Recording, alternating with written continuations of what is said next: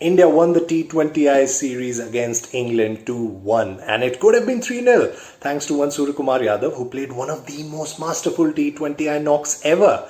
Became only the fifth Indian batter to score 100 in the format 12 days after the world and India found out who the fourth was, Deepak Hooda. And he has been in quite the form himself, hasn't he? So there really shouldn't be any doubts as to these two making it to a certain flight bound for Australia in October, right? I mean, there shouldn't be, but there are. India dropped Deepak Hooda in the second and third T20I against England, making way for Virat Kohli at number 3. Even after Hooda had scored 243 runs across the 3 T20Is and one warm-up match that he had played in UK this summer. While batting at number 3, Hooda looked at real ease, went for the big shots against quote-unquote short balls and scored at an obnoxiously quick run rate. But when he was replaced by Kohli for the last 2 games, the former India captain only managed to score 1 of 3 and 11 of 6 of those 2 outings. Kohli had a forgetful IPL season with RCB in 2022 as he scored 341 runs of his 16 matches at a strike rate that just touched 115, and has been going through a big low in his career, which is why there have been the number of discussions around his place in India's 11 going into the T20 World Cup, with the likes of Hooda sitting out. But it isn't just about Virat Kohli, is it?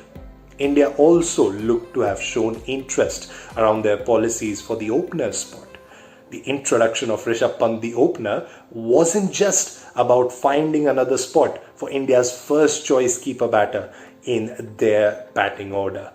With the likes of Hardik Pandya, Dinesh Karthik and Ravindra Jadeja already filling a rich and clustered middle order, Pant would have to find another position, maybe going into the T20 World Cup, but this was also India trying to make most of the power play.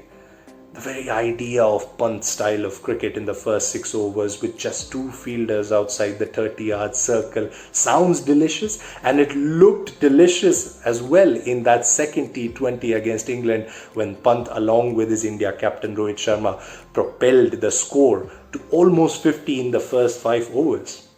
Now, he made his place in the 11 instead of Ishan Kishan, who by the way had a great series against South Africa at home, scoring more than 200 runs at a strike rate touching 150. The Mumbai Indians opener has also been known of going big with his shots early in his innings, and clearly either of Pant and Kishan can also help India face one of their biggest nightmares at major white ball tournaments, the left-arm seamer nightmare. They can do so by adding a left and right hand combination with, of course, Pant or Kishan opening with Rohit Sharma as they have in the recent times. But for that to happen at the T20 World Cup, can the India think tank part away with their first choice opener alongside Sharma from the last T20 World Cup? KL Rahul hasn't played a T20I for India this year and recently underwent a surgery for sports hernia in Germany. If the 30-year-old is fit by the time of the World Cup, does he straight away walk into the 11? It isn't that simple. Rahul has been part of the orange cap race consistently in IPL over the last 4 seasons, but the strike rate talks have followed the former Punjab and now Lucknow captain in the IPL, with his strike rate not crossing the 140 mark in the last 4 seasons. His strike rate for India since 2020 in the T20 format has been only 136. India have a host of players to choose from, a host of players who like to play with fire early on in their innings. Sanju Samson clearly said in front of a camera that he wants to score a very small amount of runs for his team, but runs that are very effective for his team. And he took us to a premiere of that in Malahide, didn't he, a couple of weeks ago when he scored 77 of 41 deliveries.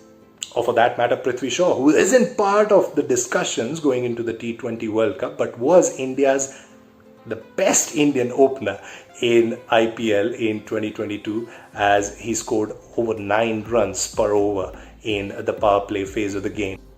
In the contemporary format where defending even more than 200 runs is a difficult task for a quality pace attack, shouldn't then teams with options such as India not bank on players who go big or go home rather than stick with those who play the anchor role and occupy positions in the batting order where you get to play most number of deliveries than the other positions. Shouldn't recent form and style of play govern selections rather than just big names and reputations, no matter how big these reputations are? Because the last time India won a T20 World Cup, they didn't do so with established reputations. They did so and established reputations.